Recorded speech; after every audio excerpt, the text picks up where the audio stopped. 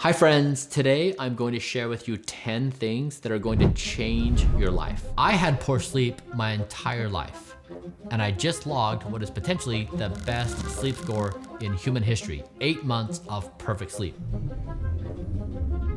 Sleep is the most important thing a human does on a daily basis. I'm going to share with you what I did to achieve that perfect sleep score. They do not require $2 million a year, and I'm going to give them to you for free today.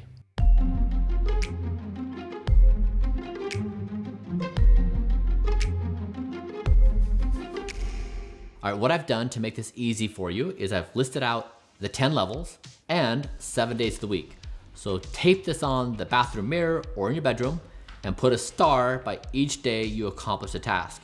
When you achieve level 10, send me a note and tell me you've become a professional sleeper. Now I know that sleep doesn't solve all things, but it helps me feel well enough and full of energy that I want to do everything else that's good for me. All right, number one is identify as a professional sleeper. Currently, grind culture is the dominant way of understanding sleep, which is you don't need a lot of it, and you're actually weak if you get it. Money never sleeps, pal. That's foolish, don't do that. The wise thing to do is to make sleep your number one priority. You will feel better, you will look better, and everything in life will be easier. Level 2 is to have a consistent bedtime. This is really important because you're telling your body, we do sleep at this time every day. So you can make adjustments in your life. Have dinner earlier, plan earlier, put it on your schedule. Think of this as your most important meeting of the day.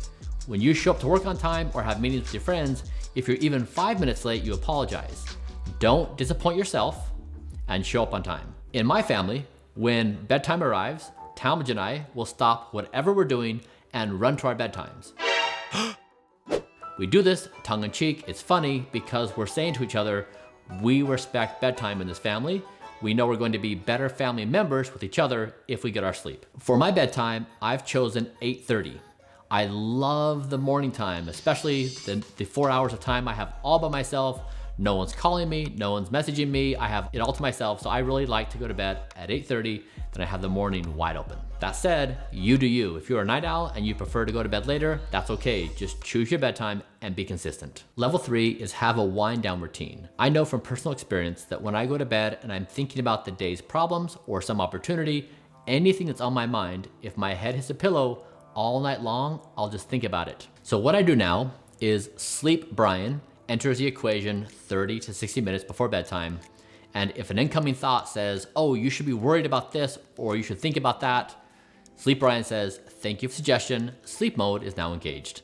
So I would encourage you, create a ritual, read a book, go for a walk, do some favorite hobby, but avoid screens and avoid anything that's going to get you aroused. Don't have fights, don't tackle hard problems, get ready for bed. All right, level 4 is to eat early. I know this because I tried hundreds of experiments with food types and eating times, and I found that I slept the best with Blueprint food and my last meal of the day at 11 a.m. Now that may sound early to you, it is, but I got used to it. Now, this does not mean that you need to eat at 11 a.m. as well. What this means is it's an invitation for you to try to explore eating earlier and also trying to avoid big, heavy meals at the end of the day that could really be having a negative effect on your sleep. When I go out for social events, I will eat something.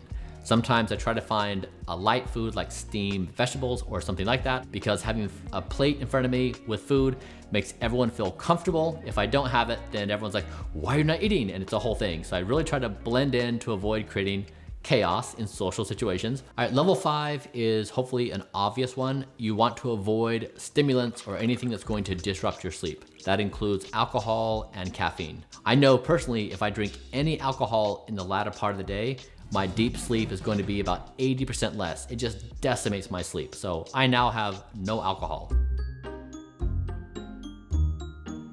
Then of course, caffeine, we metabolize caffeine at different speeds, but I've stopped all caffeine as well. It really has helped me improve my sleep. So just for you to consider that these things may potentially be degrading your quality of sleep, and to be mindful of what you consume and when you consume it. Level 6 is regulate light in the evening. So a few things for you to keep in mind is I have an app on my computer, Flux, F-L-U-X. It eliminates blue light from the screen. 2 is if I'm watching a movie with friends, I'll put on a pair of blue light blocking glasses. Sorbet? Do you want a bite? I'm on a diet, but thank you. My room is entirely blacked out with curtains, and if I'm traveling, I will wear a mask. And so you're trying to avoid light that is going to otherwise disrupt your sleep, and just be mindful. Probably the most important thing here is just try to eliminate screens in that downtime before bed. Level 7 is to maintain an ideal temperature for your sleep. Now I think Goldilocks got this right. Not too hot, not too cold. Of course, we can say specific numbers, but everyone's different. And so more important is, either it being too hot or too cold is going to create suboptimal sleep.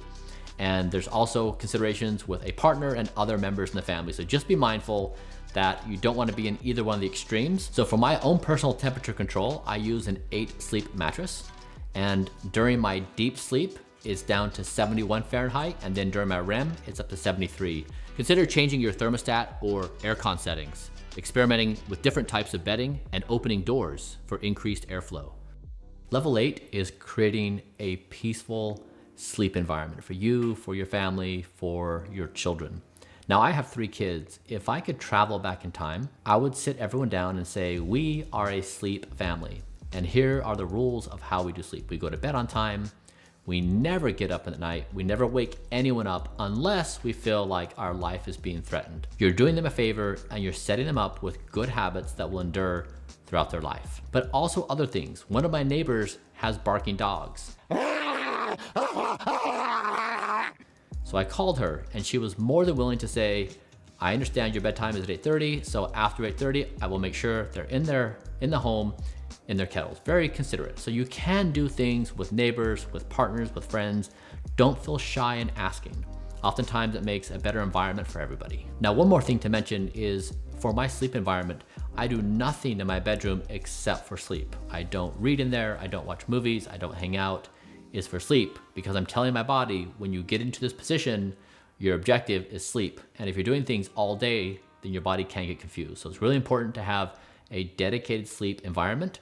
It will improve the quality of your sleep. And there's one more thing, which may be a little bit controversial, is if you can sleep alone, you may want to consider it. My wife said, no, not here, Buck. It's pretty hard to synchronize the sleep routines and preferences of 2 people.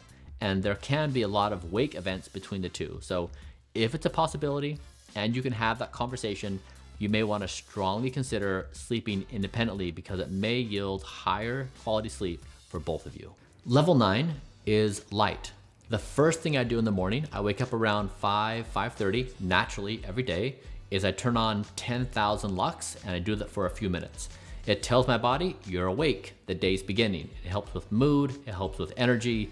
And again, it tells the body, we get up at this time and now we're up. It's so important to tell your body exactly when to go to bed and when to wake up, and you start having these compounded benefits as you repeat these behaviors continually.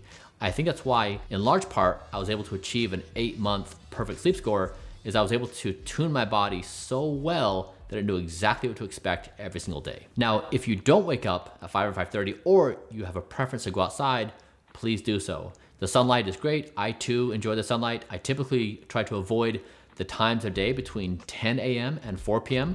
when the UV index is high, but the morning and the night are great times to get sunlight exposure. Level 10 is gathering data.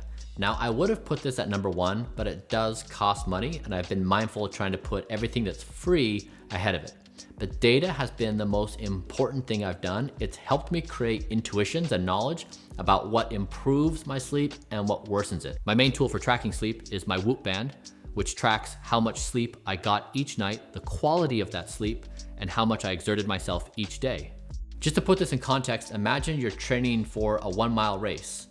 You couldn't do it without a stopwatch. You couldn't just guess how fast you're running. Even though you can approximate your speed, you don't know if you're improving or not. So that's 10 things for you to become a professional sleeper. You can do this. Get into the habits and make them non-negotiable. If your favorite show drops and your bedtime, don't watch it. Go to bed. You're telling your body, we have a routine and we're going to be consistent on that routine. And you may find that so many of your other problems in life are going to resolve themselves when you're getting routine, high quality sleep. So when you go through the levels and you master them, send me a note and tell me you've achieved mastery. It will change your life, I promise.